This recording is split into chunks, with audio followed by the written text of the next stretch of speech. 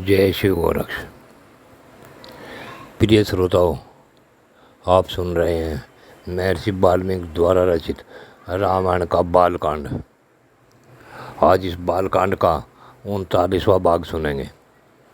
पिछले भाग में आपने सुना कि दैत्यों की माता दिति ने तपस्या करके इंद्र को हराने वाले पुत्र की प्राप्ति के लिए घोर तपस्या की। अब इससे आगे का भाग महर्षि विश्वामित्र मिथिलापुरी अर्थात इस जनकपुरी जाते हुए रास्ते में जहाँ भी रुकते वहीं के बारे में श्री राम उनसे पूछते और महाराज विश्वामित्र उन्हें वहाँ का वर्णन बताते। इसी प्रकार आज विशाला नगरी के बारे में आपको सुनने को मिलेगा। महर्षि वाल्मीकि ने रामायण जो लिखी है वे बहुत ही गंभीर है, आनंद में सुख देने वाली है। इसलिए इस रामायण के हर पाठ को, हर भाग को बड़े प्यार से सुने और समझे, जिससे कि आपका जीवन आनंदित हो जाए। आज भाग 39 में मैं आपको सुनाने जा रहा हूँ विशाला नगरी में श्री राम का रात्रि में प्रवेश। जय शिव गोरक्ष। प्यारे श्रोताओं,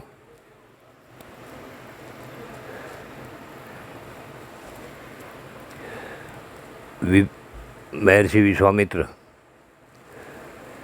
माँ यशस्वी राजा सुमति की पुरी के समीप आ गए। जब महाराज सुमति को पता लगा कि महाराज जी आए हैं तो उन्होंने अपने पुरोहित और बंधु बांधवों के साथ राजा ने विश्वामित्र की उत्तम पूजा करके हाथ जोड़कर उनका कुशल समाचार पूछा। अब इससे आगे की कथा। यहाँ परस्पर समागम के समय एक दूसरे का कुशल मंगल पूछकर बातचीत के अंत में राजा सुमति ने मामुनि विश्वामित्र से कहा, हे ब्राह्मण, आपका कल्याण हो। ये दोनों कुमार देवताओं के तुल्य पराक्रमी जान पड़ते हैं। इनकी चाल ढाल हाथी और सिंह की गति के समान है। ये दोनों वीर सिंह और सांड के समान प्रतीत होते हैं। इनके बड़े बड़े नेत्र विकसित कमलदल के समान शोभा पाते हैं। ये दोनों तलवार, तरकस और धनुष धारण किए हुए हैं। अपने सुंदर रूप के द्वारा दोनों अश्विनी कुमारों को लज्जित करते हैं तथा युवावस्था के निकट आ पहुँचे हैं। इन्हें देखकर ऐसा जान पड़ता है मानो दो देव कुमार देवी इच्छावश देवलोक से पृथ्वी पर आ गए हों। हे मुने, ये दोनों किसके पुत्र हैं और कैसे किस लिए यहाँ पैदल ही आए हैं? जैसे चंद्रमा और सूर्य आकाश की शोभा बढ़ाते हैं, इसी प्रकार ये दोनों कुमार इस देश को सुशोभित कर रहे हैं। शरीर की ऊंचाई, मनोभाव सूचक संकेत तथा चेष्टा बोलचाल में ये दोनों एक दूसरे के समान हैं। ज्येष्ठ आयु धारण करने वाले दोनों नरश्रेष्ठ वीर इस दुर्गम मार्ग में किस लिए आए हैं, यह मैं यथार्थ रूप से सुनना चाहता हूँ। सुमति का यह वचन सुनकर विश्वामित्र जी ने उन्हें सब वृत्तांत यथार्थ रूप से निवेदन किया। सिद्धाश्रम में निवास और राक्षसों के वध का प्रसंग भी यथावत रूप से कह सुनाया। विश्वामित्र जी की बात सुनकर राजा सुमति को बड़ा विस्मय हुआ। उन्होंने परम आदरणीय अतिथि के रूप में आए हुए उन दोनों महाबली दशरथ पुत्रों का विधिपूर्वक आतिथ्य सत्कार किया। सुमति के उत्तम आदर सत्कार पाकर वे दोनों रघुवंशी कुमार वहाँ एक रात रहे और सवेरे उठकर मिथिला की ओर चल दिए। मिथिला में पहुंचकर जनकपुरी की सुंदर शोभा देख सभी महर्षि साधु साधु कहकर उसकी बुरी बुरी प्रशंसा करने लगे। मिथिला के उपवन में एक पुराना आश्रम था जो अत्यंत रमणीय होकर भी सुनसान दिखाई देता था। उसे देखकर श्री रामचंद्र जी ने मुनिवर विश्वामित्र जी से पूछा, हे भगवान, गुरुदेव, यह कैसा स्थान है जो देखने में तो आश्रम जैसा है किंतु एक भी मुनि यहाँ दृष्टिगोचर नहीं होता है। मैं ये सुनना चाहता हूँ कि पहले आश्रम किसका था। श्री रामचंद्र जी का प्रश्न सुनकर प्रवचन कुशल महातेजस्वी महामुनि विश्वामित्र ने इस प्रकार उत्तर दिया। हे रघुनंदन राम, पूर्व काल में यह जिस महात्मा का आश्रम था और जिन्होंने क्रोधपूर्वक इसे शाप दे दिया था, उनका मैं आपको वृत्तांत सुनाता हूँ। इस आश्रम का सब वृत्तांत मैं तुम्हें बता रहा हूँ, तुम यथार्थ रूप से इसको सुनो। हे नरश्रेष्ठ राम, पूर्व काल में यह स्थान महात्मा गौतम का आश्रम था। उस समय यह आश्रम बड़ा ही दिव्य जान पड़ता था। देवता भी इसकी पूजा एवं प्रशंसा किया करते थे। माँ यशस्वी राजपुत्र पूर्व काल में महर्षि गौतम अपनी पत्नी अहिल्या के साथ रहकर यहाँ तपस्या करते थे। उन्होंने बहुत वर्षों तक यहाँ तप किया था। एक दिन जब महर्षि गौतम आश्रम पर नहीं थे, उपयुक्त अवसर समझकर सचिपति इंद्र गौतम मुनि का वेश धारण किए वहाँ आए और अहिल्या से इस प्रकार बोले। सदा सावधान रहने वाली सुंदरी, रति की इच्छा रखने वाले प्रार्थी पुरुष ऋतुकाल की प्रतीक्षा नहीं करते हैं।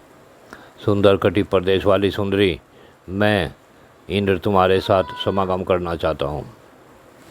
रघुनंदन महर्षि गौतम का वेश धारण करके आए हुए इंद्र को पहचान कर भी उस दुर्बुद्धि नारी ने, अहो देवराज इंद्र मुझे चाहते हैं, इस कौतूहलवश उनके साथ समागम का निश्चय करके वह प्रस्ताव स्वीकार कर लिया।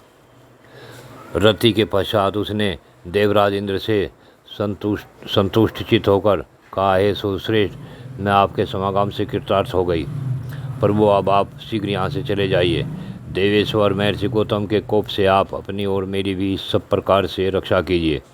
तब इंद्र ने अहिल्या से हंसते हुए कहा, सुंदरी, मैं भी संतुष्ट हो गया, अब जैसे आया था उसी तरह चला जाऊंगा। हे श्री राम, इस प्रकार अहिल्या के से समागम करके इंद्र जब उस कुटी से बाहर निकले, तब गौतम के आ जाने की आशंका से बड़ी उतावली के साथ वेगपूर्वक भागने का प्रयत्न करने लगे। इतने ही में उन्होंने देखा, देवताओं और दानवों के लिए भी दुर्घर्ष तपोबल संपन्न महामुनि गौतम हाथ में समिधाली आश्रम में प्रवेश कर रहे हैं। उनका शरीर तीर्थ के जल से भीगा हुआ है और वे प्रज्वलित अग्नि के समान उद्दीप्त हो रहे हैं। महर्षि पर दृष्टि पड़ते ही देवराज इंद्र भय से थर्रा उठे। उनके मुख पर विषाद छा गया।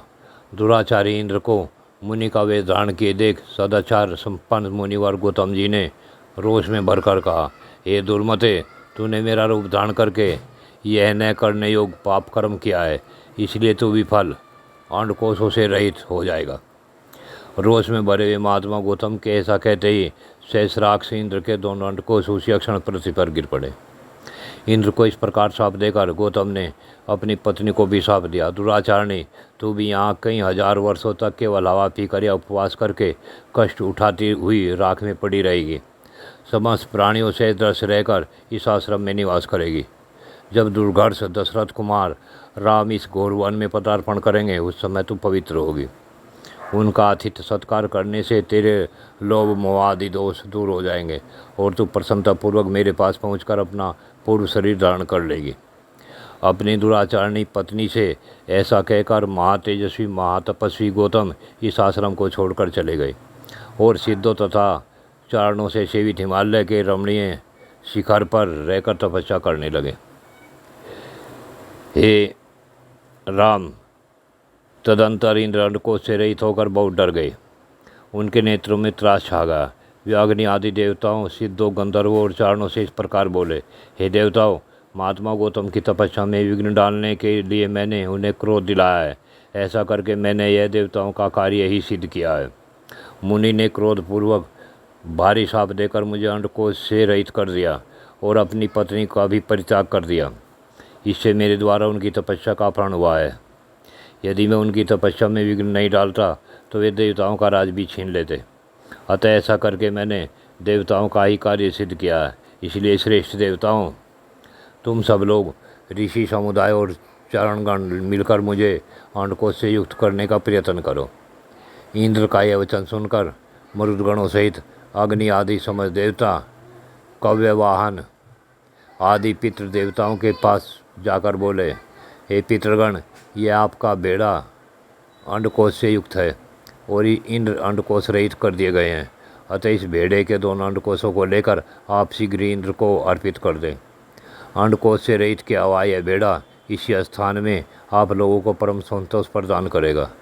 अतः जो मनुष्य आप लोगों की प्रसन्नता के लिए अंडकोश रहित बेड़ा दान करेंगे, उन्हें आप लोग उस दान का उत्तम एवं पूर्ण फल प्रदान करेंगे। अग्नि की यह बात सुनकर पितृदेवताओं ने एकत्र हो बेड़े के अंडकोशों को उखाड़कर इंद्र के शरीर में उचित स्थान पर जोड़ दिया। हे रघुकुल नंदन श्री राम, तभी से वहाँ आए हुए समस्त पितृदेवता अंडकोश रहित बेड़ों को ही उपयोग में लाते हैं और दाताओं को उनके दान जनित फलों के भागी बनाते हैं। हे रघुनंदन, उसी समय से महात्मा गौतम के तपस्या जनित प्रभाव से इंद्र को भेड़ों के अंडकोश धारण करने पड़े। माँ तेजस्वी श्री राम, अब तुम पुण्य कर्मा महर्षि गौतम के इस आश्रम पर चलो और इन देवरूपिणी महाभागा अहिल्या का उद्धार करो। विश्वामित्र जी का यह वचन सुनकर लक्ष्मण सहित श्री राम ने उन महर्षि को आगे करके उस आश्रम में प्रवेश किया। वहाँ जाकर उन्होंने देखा माँ सौभाग्यशालिनी अहिल्या अपनी तपस्या से देदीप्यमान हो रही है। इस लोक के मनुष्य तथा संपूर्ण देवता और असुर भी वहाँ आकर उन्हें देख नहीं सकते थे। उनका स्वरूप दिव्य था। विधाता ने बड़े परिश्रम से उनके अंगों का निर्माण किया था। ये मायामयी सी प्रतीत होती थी। धूम से गिरी हुई प्रज्वलित अग्नि शिखा सी जान पड़ती थी। भोले और बादलों से ढकी हुई पूर्ण चंद्रमा की प्रभासी दिखाई देती थी तथा जल के भीतर उद्भासित होने वाली सूर्य की दुर्घर्ष प्रभा के समान दृष्टि गोचर होती थी। गौतम के शापवश श्री रामचंद्र जी का दर्शन होने से पहले तीनों लोकों के किसी भी प्राणी के लिए उनका दर्शन होना कठिन था। श्री राम का दर्शन मिल जाने से जब उनके शाप का अंत हो गया, तब वे उन सबको दिखाई देने लगे। उस समय श्री राम और लक्ष्मण ने बड़ी प्रसन्नता के साथ अहिल्या के दोनों चरण को स्पर्श किया। महर्षि गौतम के वचनों का स्मरण करके अहिल्या ने बड़ी सावधानी के साथ उन दोनों भाइयों को आदरणीय अतिथि के रूप में अपनाया और पाद्य अर्घ आदि अर्पित करके उनका आतिथ्य सत्कार किया। श्री रामचंद्र जी ने शास्त्रीय विधि के अनुसार अहिल्या का वह आतिथ्य ग्रहण किया।